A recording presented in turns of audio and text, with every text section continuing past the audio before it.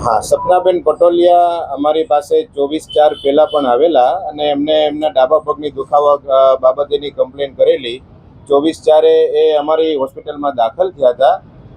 બહારનો રિપોર્ટ કરાવીને આવેલા હતા કે ભાઈ જેમાં એવું જણાતું હતું કે ભાઈ ડાબા પગમાં એમને તકલીફ છે, એટલે એ બાબતે એમને દાખલ કર્યા હતા. પછી હોસ્પિટલમાં દાખલ કર્યા પછી આપણે જ્યારે બેડ સાઇડ એમની ડોપ્લર સોનોગ્રાફી કરવામાં આવી ત્યારે એવું જાણવામાં આવ્યું કે ભાઈ આમને પોપ્લિટિયલ આર્ટરી એન્ટ્રેપમેન્ટ પણ જમણા પગમાં પણ છે. એટલે ડાબા પગ તથા જમણા પગ બંનેનું એમને સમજાવી અને આપણે એમના ઓપરેશન એમનું કરેલું હતું. ઓપરેશન પહેલાં આપણે એમની સમજણ પૂરેપૂરી આપેલ હતી અને ઓપરેશન બાબતેની કન્સેન્ટ પણ આપણે લીધેલી હતી, જે અગાઉના મારા ડોક્યુમેન્ટમાં મેં આપેલ છે, મીડિયાને બધાને મેં પ્રોવાઈડ કરેલ છે. બરાબર. એમના પછી જ્યારે એમની કમ્પ્લેન નથી કે ભાઈ મારે જમણા પગનું કરવાનું જ નહોતું, એવું એમને જ્યારે ડિસ્ચાર્જ થયા ત્યારે પણ એમને કમ્પ્લેન નથી કરી કે એના પછી પણ એમને કમ્પ્લેન નથી કરી કે ભાઈ મને અહીંયા આ તકલીફ છે ને એમ. જ્યારે એમને ફરિયાદ કરી ત્યારે પછી અમે એમને કીધું કોઈ વાંધો નહીં, અમે તપાસ કરતા અમને જાણવામાં આવ્યું કે ભાઈ એમને જમણા પગમાં પણ પૂરેપૂરો બ્લડ સર્ક્યુલેશનનો ફ્લો છેલ્લે સુધી પહોંચે છે, એમને તકલીફ નથી. છતાં પણ તમને અમારા ઉપર વિશ્વાસ ન હોય, તમે બીજી કોઈ પણ હોસ્પિટલમાં તમે બીજા કોઈ પણ સારા ડૉક્ટરને તમે પૂછી લ્યો જે આના જાણકાર હોય, અને પછી તમે આગળ આપણે તમે કહો અમને કે ભાઈ ખરેખર શું છે એમ. અમને તો એવું લાગ્યું નહોતું કે એમની જમણા પગમાં પણ તકલીફ છે એમ. ઓપરેશન કર્યા પછીની ક્યાંય એવું અમને લાગેલું નહોતું કે ભાઈ એમને જમણા પગમાં તકલીફ રહી ગયેલ છે. બરાબર.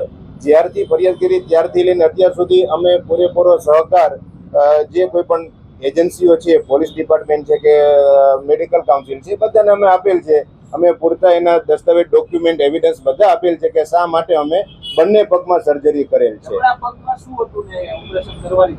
જમણા પગમાં એમને પોપ્લિટિયલ આર્ટરી એન્ટ્રેપમેન્ટ હતું, એટલે કે હા, એને ગાંઠ એટલે લોકોના માનસમાં એવું છે ગાંઠ એટલે ઘણું મોટું કહેવાય, પણ ગાંઠ નહીં, પણ જે બ્લડ ફ્લો છે એ રોકાતો હોય, પૂરેપૂરો ફ્લો નીચે સુધી ન પહોંચાતો હોય, એના માટેની એને નાના એવા એના આર્ટરી એન્ટ્રેપમેન્ટ હતું. એ આપણે દૂર કરવાનું હતું જમણા પગમાં, જે આપણે કરેલ હતું. ઓપરેશન સમયે કોઈ ઓપરેશન થઈ ગયા પછી દર્દીએ કોઈ ફરિયાદ કરી હતી અથવા તો આ ફરિયાદ કરી તો કેટલા સમય પછી?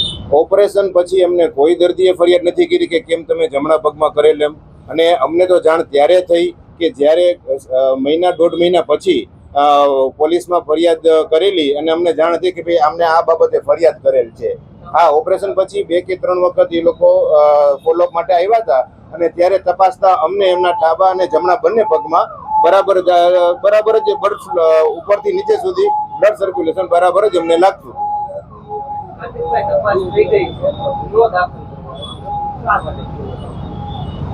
ગુનો દાખલ મને ખ્યાલ નથી, હજી એના ડોક્યુમેન્ટ મારી પાસે આવેલ નથી.